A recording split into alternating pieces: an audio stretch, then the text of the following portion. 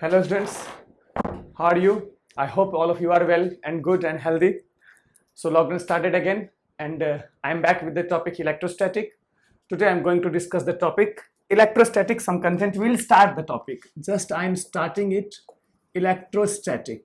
I'll start it. So let's start with the topic. I don't need to give my introduction. My channel is Mean Mentalist. If you are here, then please go and subscribe it and you'll get the notification little bit like that. It will give a motivation to us. So electrostatic, if I start you, electro is electro and static is static. One thing we know, static means rest. Static means rest. The charge is at rest. That is what talk about static. Electro, that means we'll discuss about the charges. Charges at rest. That property we discuss in electrostatic. Basically in class 12 part, what do we have? Electrostatic, basically entire electro is there. The half part is in, we have measured three parts only. Electro, that is electromagnetism, you can say electro, optics and modern physics. That three parts we have in class 12 content, right? So first part we are talking here electrostatic, then electrostatic, electromagnetism, current, electricity, capacitor, alternate current. These all are the parts of electro only basically. Electrostatic is a part of electrostatic is a part of electro topic. Under electro there is electrodynamics also, right? Electromagnetism also, but we are starting from the electrostatic. Okay, so we will discuss here electrostatic, charge at rest, when the charge is at rest. And basically I can say this means the field. We will discuss about the field, electric field. Electrostatic is nothing but the discussion about the electric field only, the discussion about the electric field. Okay, what are these properties, how it's work, what are the field lines, these things we are going to discuss. Just an overview introduction to the topic I'm trying to give it to you, then we'll come back to our content, actual content. I hope you people got this content, got this point what I'm trying to explain here. Okay, fine. So let's come back to the topic electrostatic, that is charge at rest. I'll not waste so much time here and get the electrostatic charge at rest. Fundamental thing, very first thing we discuss, that is property of charge. Property of charge. Okay, property of charge. What are the properties of charge? This is important. Sometimes the question is been asked from the property of charge only. So very first thing we know, that is two type of charge. You must be knowing this is two type of charge we have. What are those? First is what? Positive charge, and another one is what? Negative charge. That we know, this is the two type of charges we have. We say it plus E, we will use it here, minus E, you will use it, or we will use it here. Okay, two types of charge. One thing we know, if plus and plus is there will be repulsion. That also we know. Plus, I mean minus and minus, this is also repulsion. Plus and minus, we will have the attraction. Okay, this is the fundamental property we discussed. Okay, more thing we know, unit of charge. If we go, what is unit of charge? Tell me. I know this, everyone knows this is Coulomb. These are the small properties that I'm trying to explain you rapidly. I mean in speed we can move from these parts. So that is unit of charge is Coulomb, no problem. Okay, the one property is smallest unit of charge is, what is the smallest unit of charge? A smallest unit of charge is what? Okay, so this is, we know, this is plus minus E. Plus minus E is the smallest unit of charge. That is 1 point plus minus 1.6 into 10 to the power minus 19 Coulomb. This is the smallest unit of charge that we practically use. But see, recently with the experiments we have quarks also. You must have heard the name of quarks, or somewhere you may find it. This is nothing but plus minus 2e by 3 or plus minus e by 3. You can see this is the small, this is a smaller than plus minus e. But in our syllabus, in our level, in our content, we will not use this. If you find somewhere this, then you know. That's why I explained here. If you find somewhere this is written in the book, you must be familiar with the term. This is the quark. This is considered as the small. This is considered as smaller than the electron, or plus minus e we say. But still we use plus minus e only as the smallest unit of charge. That's the simple thing I'm trying to explain. I think the everything written on the board is a little bit is that you already know. This is the introduction part. So once see it, if you have any confusion, then you can comment it. You just started from this early again. Then okay, fine. Okay, so let's move into the next part. Let's see. You can copy it also. You must copy. If you are seeing it, then you should copy in your notebook. Fine. The next thing what I'll say here. Listen. You can pause and you can copy. What the next thing I'll say here. Suppose, let's assume Let assume the thing like this. Let assume कि we have a body. This is the body, and I take A. This is A. This is B, and this is C. This is an isolated body. Isolated body. Okay. Here we have 10 coulomb charge. Here we have minus 20 coulomb charge, and here we have suppose 15 coulomb charge. Then what we did, we mixed this ABC, we combined them together, we mixed them, okay. And after mixing, I had what I observed here, what we observed here, this is the A, this is the B, and this one is the C. This one is the C. Now what I saw, here I have got minus 25 coulomb charge. Here I have got 10 coulomb charge. Then if I ask you what is the charge on this C body, is it very difficult to calculate? What you will say? It's very easy to calculate. You know what you will do. Calculate, get the net charge here. That is 10 minus, get net charge is here what? 10 minus 20 plus 15, and it goes 25. 15. 25 minus 20, that goes for 5 coulomb charge. This is the net charge on this body. This is the net charge on this body. Okay, let me tell you one more thing here. Then I'll come back here. Let me tell you one more thing on this point. We say neutral. We say neutral body. We say usually neutral body. What does it mean neutral body means? Neutral body does not means Q is equals to 0. This is wrong. This is false. If I say Q net is equals to 0, yeah, this is true.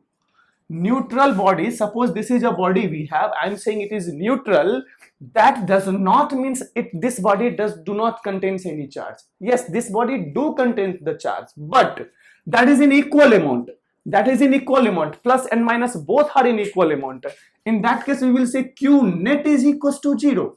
Q net is 0. If I say Q is 0, no, Q is not 0. We can have plus 5, we can have minus 5, anything we can have here. Anything, just for example, I have taken the 5. We can have anything in this part. So whenever we say that neutral body, you must remember this. If this is Q is not equal to 0, yes, Q net is definitely 0. Equal and we have opposite, equal and opposite charges. We have equal and opposite charges on the body. That's why the net charge becomes 0, and we say this is the neutral body. That's a very simple thing. Same now come here. Okay. So we have plus 5 coulomb charge. In the second case, we just need that 5 coulomb charge only. The net charge, if this system, this is the state, say, this system is still isolated. What I said, isolated system. This is the isolated system or isolated body. So this can be considered as the isolated system. Okay, no external effect is on this point. So now we will have minus 25. What will the net charge here? Minus 25 plus 10, and suppose it plus x. Accordingly, you will get must be equal to plus 5. This must be equal to plus 5. When I solve it, what I got? This got 30 minus 10. It goes for what? 20 coulomb charge. That is plus 20 coulomb charge is equals to x. This is also a property. This is also a property, and this property is known as conservation of charge. This is known as conservation of charge. Okay, this is what called conservation of charge. What is the statement you will write if you wish to write? The net charge on any isolated system or body remains constant. If I say on a single body, suppose I am a body, a net charge on me is constant. Until I am isolated, I cannot see that. I cannot say that net charge on my body is constant. Why? Until I am isolated. Okay, because my charge can transfer to this room. I can see I did like this. Some charge has been transferred to the marker, or I must have got some charge from the marker. So net charge disturbed.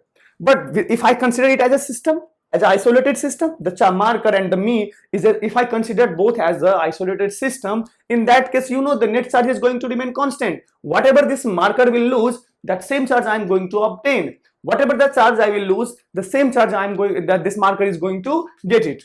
Am I clear here? I hope I am clear. Okay, very good. This is called conservation of charge. Note this down also. This is also important content. Okay, fine. Very good. One more important part I like to explain here. Effect of velocity in case of charge. Let me draw it. Effect of velocity on the charge. So conservation of charge, you understood. Very good. Now, there is a topic usually we can speak. One thing you must have heard, or you may be knowing it. See, mass of any body is given as m naught by under root 1 minus v square by c square. You must have passed through this equation. this is the mass of any body. M naught is called the rest mass, and M is the mass at any instant. This is at any instant. Which instant? I'll explain you. At any instant. V is the velocity of the body, and C is the speed of light. C is the speed of light. Good. You must have gone with this equation somehow. When a body starts moving with very fast, with very high velocity, then the mass of the body changes with this equation. This is the mass at any given velocity, that I wrote velocity at an instant, that instant with respect to velocity. M naught is the rest mass. When I am at rest, what is my mass? That is the rest mass. Okay. When I start moving with my velocity, the mass of a body, with velocity, the mass of the body changes. But in class 11th, you haven't considered this equation, you haven't entertained this equation very much. Why? In class 11th, in Newtonian mechanics, whatever the body we considered, those body cannot obtain the very high velocity with respect to the speed of light. Suppose, what could be the velocity of the body? What is the fastest body we do have? Suppose a fighter jet, we have 2000 km per hour. 2000 km per hour, we have a fighter jet body. Fighter jet, 2000 km per hour, very high, very speed. Its velocity is higher than the sound. Okay, accepted, no problem. But put in the value then 2000 by 3 lakh. What is the speed of light here? 3 into 10 to the power 5 km per second. That's very, very, very high. So this body is the Newtonian mechanical body cannot obtain the velocity comparison to the light. So in that case, the rest mass, see, if this is not comparable, then this value can be neglected, and this value neglected, then M is nearly equal to M naught only. So we not consider that. But in our class, in 12th, we have the charges whose masses are very less. Okay, charge cannot exist without mass. Remember it. Charge cannot exist without mass. Charges have always mass. Without mass, charge cannot exist. So the masses of the mass of the charges are very less, so that we can accelerate it with comparison to the velocity of light. In practical experiment, we do that.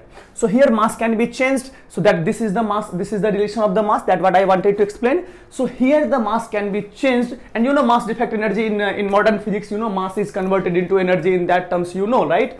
So this is the relation you must remember. Mass cannot exist without charge cannot exist without mass, that we know thing. Okay.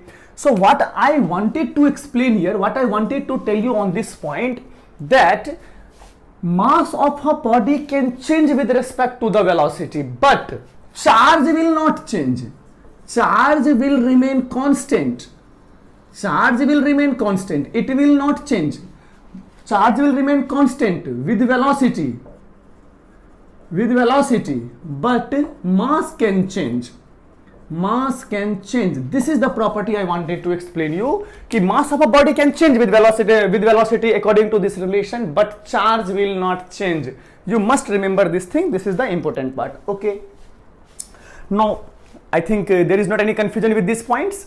If you do have, you can comment in the comment section. I'll try to explain those problems also. Okay, fine. Then copy this one. Copy first. Okay. So let's move to the Coulomb's law. What happens when student comes to the class 12th after completing 11th? They are so much eager to read the Coulomb's law. One thing I would like to tell you here, if you think class 12th and 11th is different, then you are wrong. The student whose mechanics is very good, that student will be very good in electrostatic also. I'll show you here how. I'll just explain you. See, just see here. Okay, what is Coulomb? We will discuss here. I'll show you how. Coulomb's law. Coulomb's law is nothing but it gives the value of force between two charges.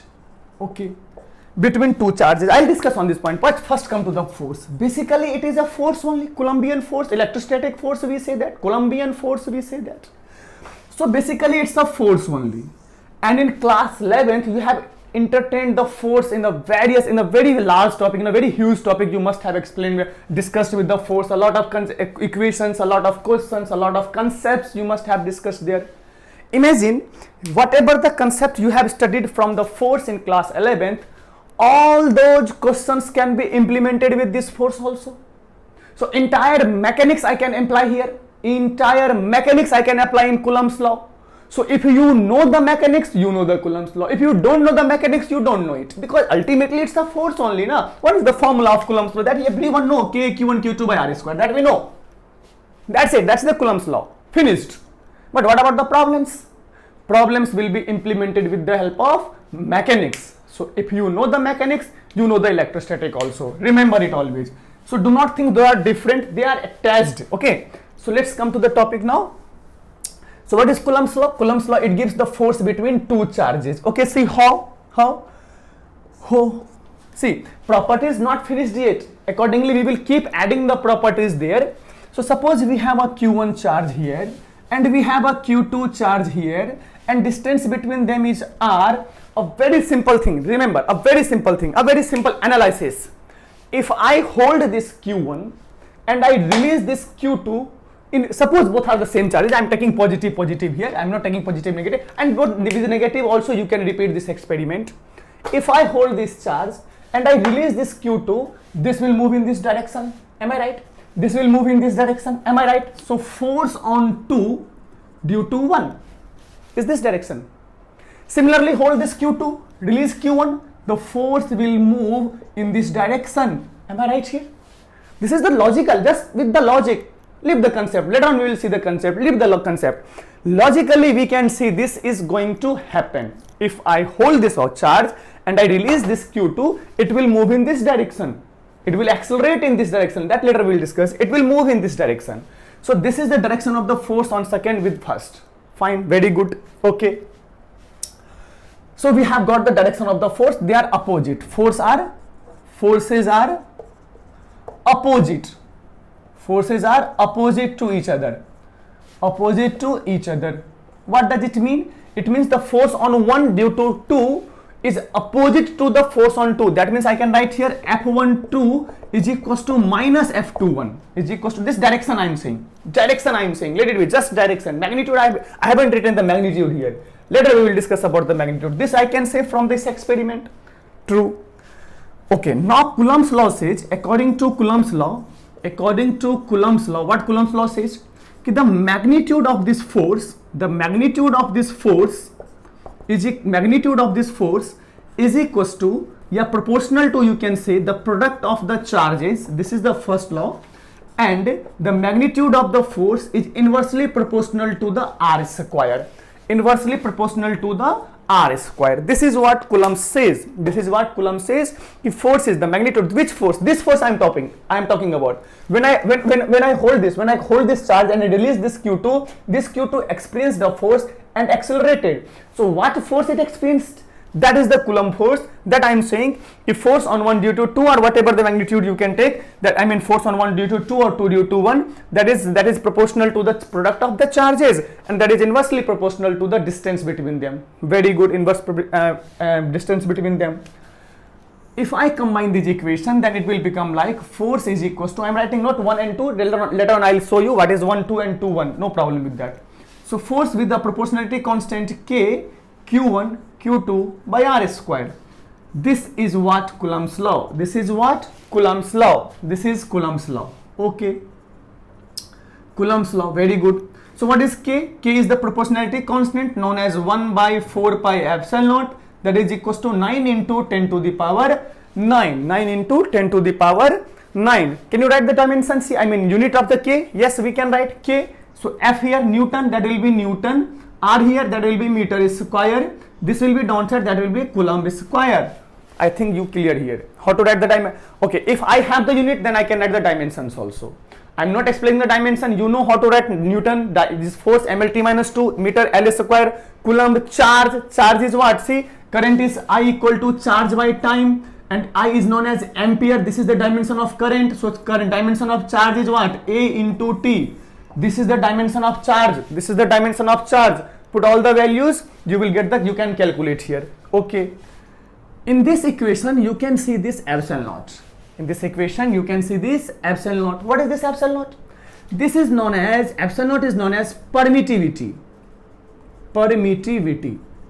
of free space. Permittivity of free space. This is called permittivity of free space. Its value is 8.85 into 10 to the power minus 12. Now, unit is Coulomb square, Newton meter square. I think you can calculate the unit from here.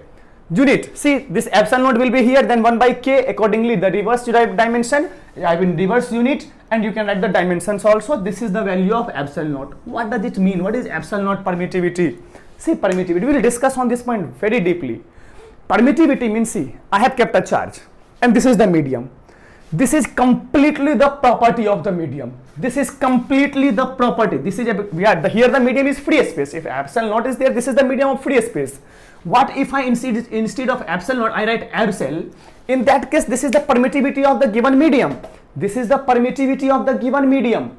Basically, if I just discuss on epsilon permittivity term, just I discuss on permittivity. So permittivity is the completely property of any given medium. See, two charges, one charge, two charge, kept in air, kept in free space. Okay, so there will be some different force.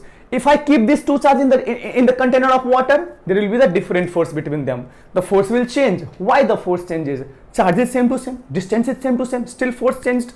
So force changed due to the change in the medium. So what factor defining that change in the medium? This epsilon is the factor, this permittivity is the factor due to which, see, if I, let me explain you once. See here, what I said, F is equals to 1 by 4 pi epsilon naught Q1 Q2 by R square. Charges are kept in the air. Charges are kept in the air, let it be air or vacuum, we say. This is vacuum, free space or air, kept in air. Suppose the force was 10 Newton. Suppose the force was 10 Newton. When this system is kept in the same system, this same system I kept inside a water or any other medium, the force changed. What we observed, practically the force was not 10 Newton, it was something else. It was something else. It changed. It was less than 10. It was less than 10. So it changed. Why did it change? What is the difference here? Charges same to same. This distance between same to same. So what changed here? The medium changed here.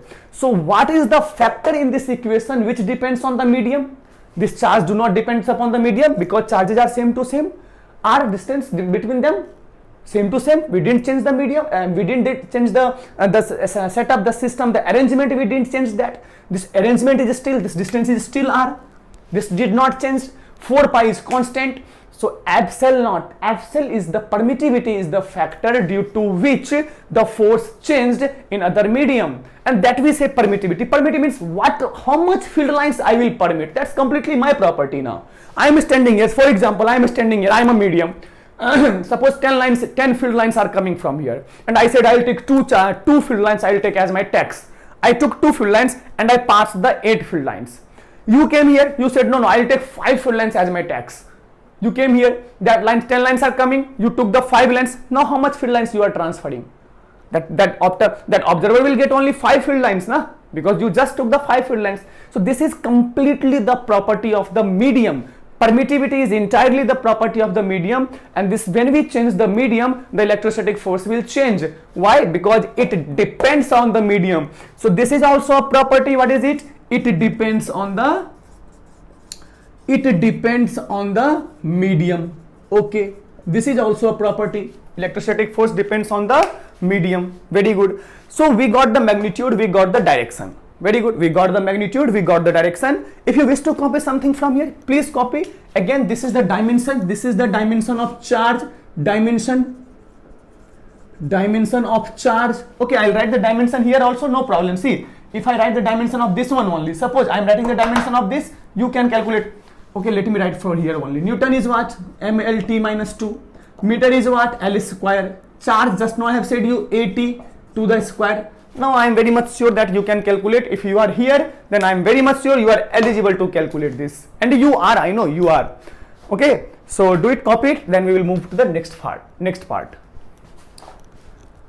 Okay, fine.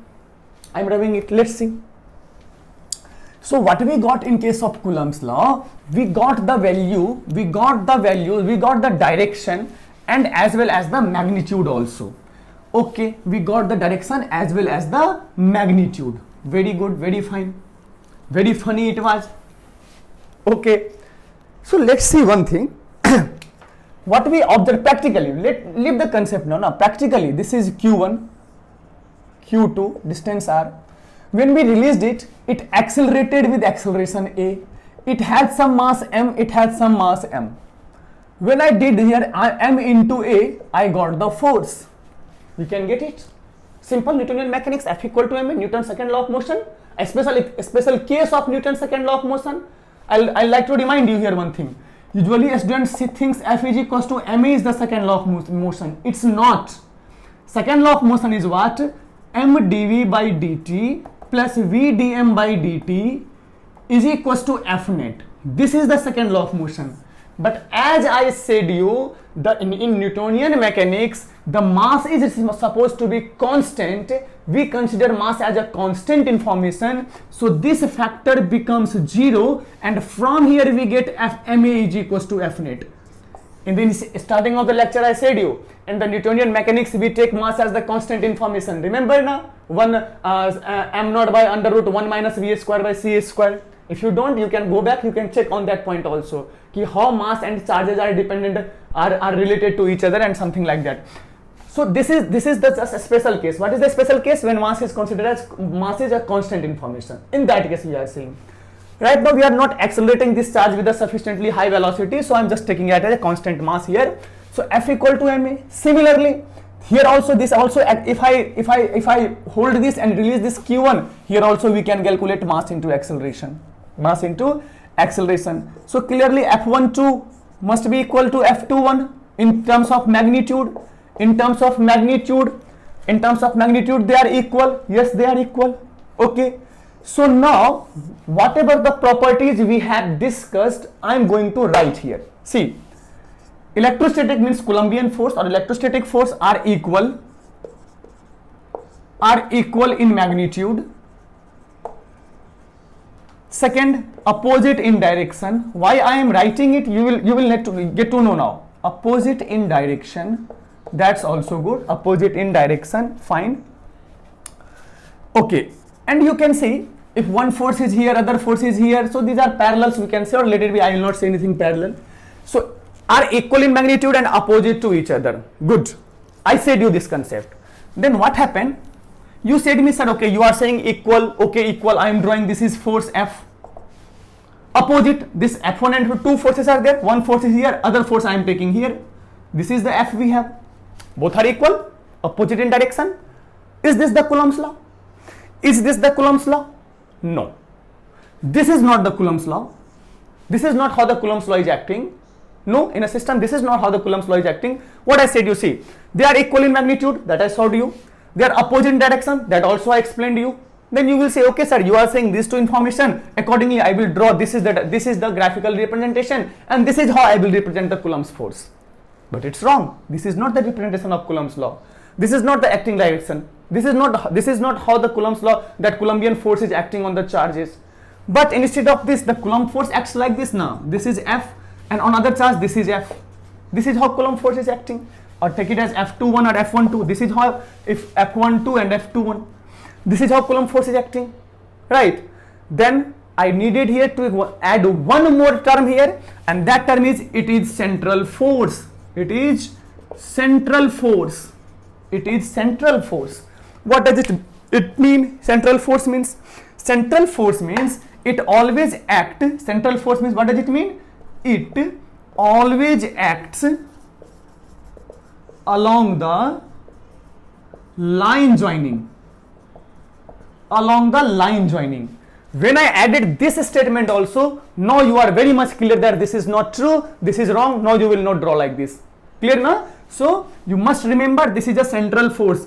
In the lecture flow, later on we will discuss a problem on central force also. You will see we are discussing the problems on central force. In gravitation like this, I will discuss a question. This is a question here, this is a block here, and suppose Q and mass m, and here is Q2 and mass 2m, and length is, this is L, this is 2L, this is also L. Accordingly, now I will ask you the force on each other. So you will take from center to center. This is the distance r. This is not the distance r. Are you getting my point? This distance will be considered to calculate the force. Not this distance will be considered to calculate the force. It is a central force. Always remember, it is a central force. This is the distance we consider for the calculation of the net force, because center to center we will calculate na central force. Got it na? That what is the important point, the important concept of central force. Very good. It's a central force, and as they are equal and opposite, equal in magnitude, opposite in direction, so it also follows what? Follows Newton's third law of motion. Newton's third law. Equal opposite forces, that is what? Newton's third law. Now, why I am saying it's third law? See, why I am saying third law? Because tell me one thing. This is a body. A force F is acting here, M mass Q charge, and another force is acting here. Both are equal and opposite? True. Match the statement. Equal in magnitude? Yes. Opposite in direction? Yes. Central force? Yes. Is it Newton's third law? Is it Newton's third law? No. This is not Newton's third law. In Newton's third law, action-reaction pair acts on two different body. Action-reaction pair, if I talk about action-reaction pair, they act on two different body, F, and this is the line joining R. Now we will say this is the action-reaction pair. They must act on two different body. See, I am applying the force on the ground, action. Ground is applying force on me, reaction. So force applied by one force is acting on ground, other force is acting on me. Then you will say action reaction force. This is not the action reaction force. Students get confused with this term. So always remember, if the forces are acting on the single body, that cannot make the action reaction pair. Their magnitude could be equal. That may look like action reaction pair, but they are not. Remember, action reaction pair will always be acting on the two different body. So in this case we have, see, in this case, do we have the action reaction pair? Can I say action reaction pair? See, one force is acting on this body, other is acting on this body. Yes, it is action reaction pair. It is action reaction. It also follows Newton's third law of motion. Why? Because it is acting on two different body. So it forms action reaction pair. I think now these are the properties of Coulomb's law. You must be cleared on this point. Any confusion here? So you can comment in the comment section, and the next video will be on the problem. The next video will be problem session on Newton's law, on Coulomb's law. I'm sorry, with the Newton's law, not with the Coulomb's law, the problem, and I will implement the mechanics here. Entire mechanics, first with the mathematics, then with the oscillation and kinematics, everything I will apply here. For example, let's see one thing. Forget the Coulomb's law. Just forget the Coulomb's law. Suppose we have a Q1 charge and this is Q2 charge. This M is mass is suppose this Coulomb I take 4 Coulomb charge, 4 kilogram mass. 6 Coulomb charge, 6 kilogram mass. Distance between them is suppose 10 centimeter. At t equal to 0, released.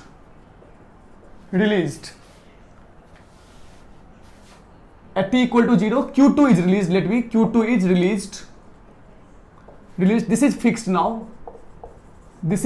now. Okay.